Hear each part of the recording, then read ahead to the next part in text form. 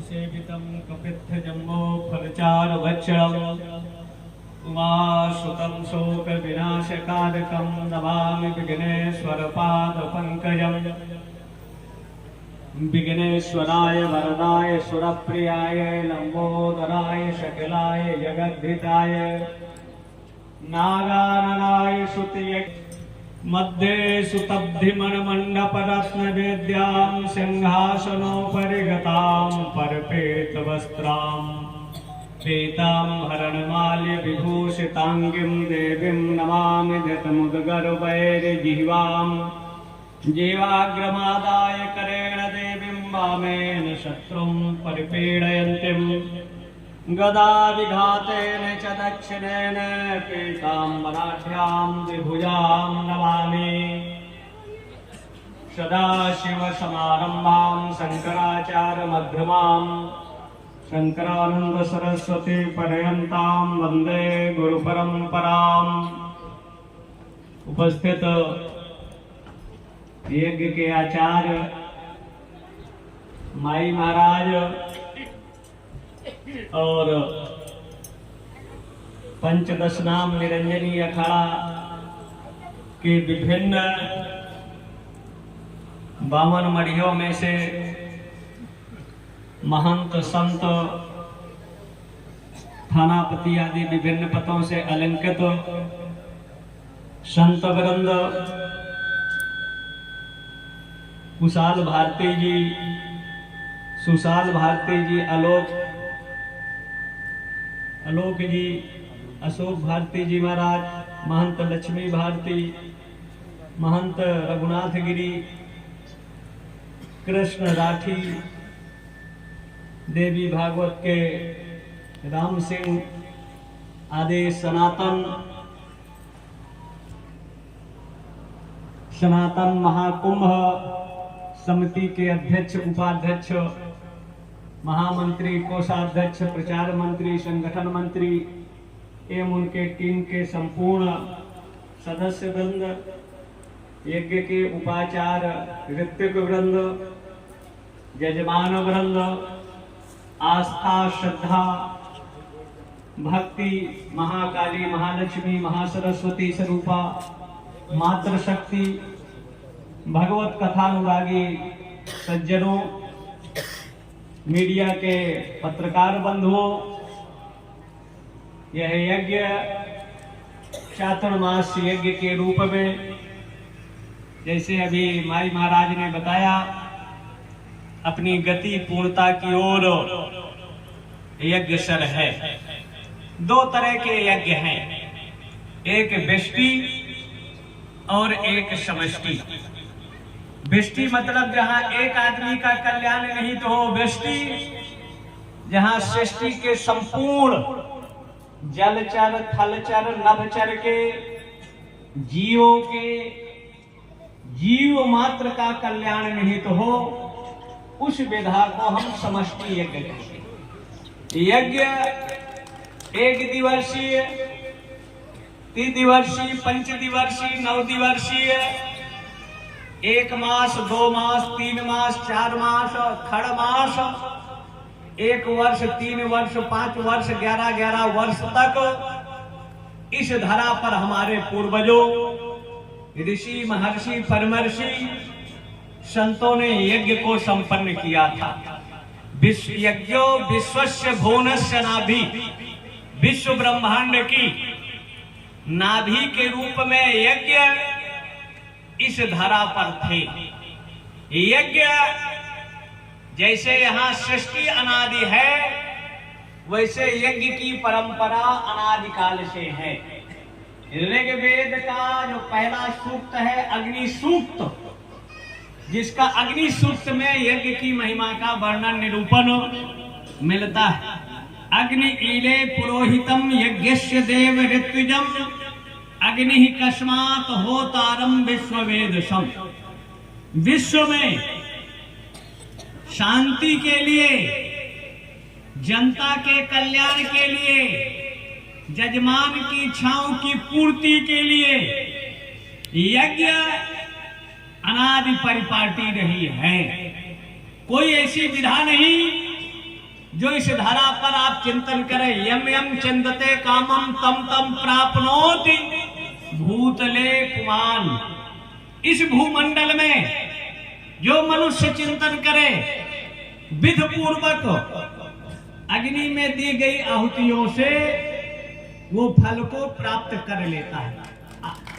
आज विज्ञान का युग है, साइंस का युग है, भौतिकवाद अपनी चरम पर है। आजकल का जो पढ़ा लिखा बुद्धिजीवी है, कहते यज्ञ से तो फायदा नहीं, ये लोग कमाने खाने का धंधा बना लिए हैं। लेकिन हम कहते हैं आप पिटकर कर लो, प्रत्यक्ष को प्रमाण की क्या जरूरत है। जैसे ये फूल हमको दिया, इन्होंने माला पहनाया, इसमें हमने एक ये फूल लिया। अगर एक पुष्प हम किसी एक व्यक्ति को दे तो इसकी सुगंधी से एक व्यक्ति लाभान्वित होगा कि नहीं, पिटकर कर लो। लेकिन एक पत्थर में अगर इस पुष्प को पीस दे और ये कलश में जल में उसको घोल दे और उस जल का, आइए पंडित जी आइए, उस जल को अगर हम छिड़काव कर दें तो जितने लोग हैं वो सुगंधी से लाभान्वित हो जाएंगे। मतलब जल के माध्यम से जो पदार्थ हम विराट स्वरूप परमात्मा को अर्पण करते हैं उसका 10,000 गुना फायदा होता है। और जो पदार्थ हम अग्नि के माध्यम से उस परम सत्ता को अर्पण करते हैं उसका 1,00,000 करोड़ गुना फायदा होता है। जैसे आप देखना चाहें, इधर जैसे एक यहां भंडारा बनता है, चाहे फलहारी भंडारा हो या अन्नहार का होगा, जो आए हैं सबको भंडारे का प्रसाद मिलता है। भंडारे में 3 तरह के मिर्चों का प्रयोग होता है।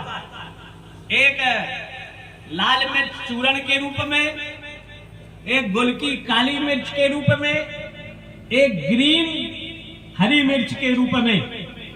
अगर ये मिर्च किसी एक व्यक्ति को एक खिलाया जाए तो उसकी गुण धर्म से एक व्यक्ति को लाभ होगा।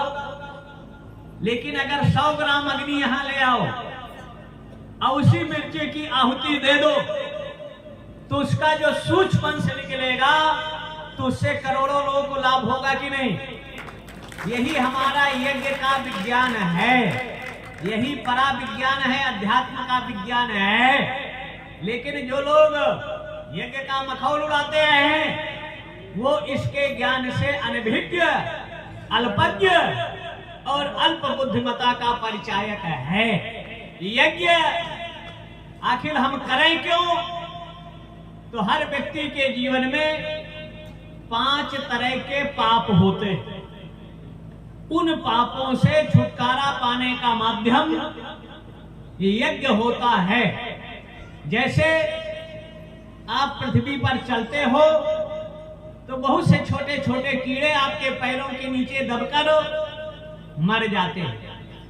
जब झाड़ू लगाओगे सुबह तो झाड़ू से भी छोटे छोटे बैक्टीरिया, कीटाणु, जीव मरते हैं। जहां घड़ा रखते हो पानी का उसके नीचे भी जीवों की हिंसा होती है। और जब गेहूं चावल का ओखली में संस्कार होता है उसमें भी गेहूं के साथ कहते हैं लाल लाल एक कीड़ा घुन, वो भी मरता है। और जब अग्नि में भोजन बनता था लकड़ी में तो लकड़ी के साथ भी जीव की हिंसा होती थी। इस तरह 5 पाप नित्य मनुष्य करता था। उन पापों के लिए हर घरों में प्राय है 5 आहुतियां, प्राणाय स्वाहा, पानाय स्वाहा, व्यानाय, उदानाय, समानाय आहुतियां प्रत्येक घरों में होती थी। माताएं जब भोजन बनाती थी तो पहले पंचग्रास अग्नि को भोग लगाकर तब भगवान को तुलसी दल डालकर तब सब लोग प्रसाद पाते थे। लेकिन आज 95% घरों में अग्नि में भोजन बनना बंद हो गया। अब गैस आ गया, हीटर आ गया, सोलर का आ गया चूल्हा, और उसमें अगर आहुतियां दे तो उसके छिद्र अवरुद्ध हो जाएंगे, अब भोजन नहीं बनेगा। तो हमारे जो संत हैं ये, इन्होंने चिंतन किया कि हर घरों से तो देवताओं का भोजन बंद हो गया। तब सामूहिक यज्ञों की रूपरेखा निश्चित किया संतों ने, और जगह जगह यज्ञ का कार्य प्रारंभ हुआ। यज्ञ विखंडित असंगठित समाज को एक सूत्र में जोड़ने का सबसे बड़ा माध्यम यज्ञ है। त्रेता में जब विश्वामित्र यज्ञ करने लगे तो रावण ने अपने वहां से भेजा एक महिला को और मामा मारीच को और ताड़का को, किनका यज्ञ न होने पावे। तो राक्षस सबसे ज्यादा यज्ञ से घबराते हैं कि यज्ञ हो जाएगा तो असुर, तामसी और राक्षसी प्रवृत्तियों का सर्वनाश हो जाएगा।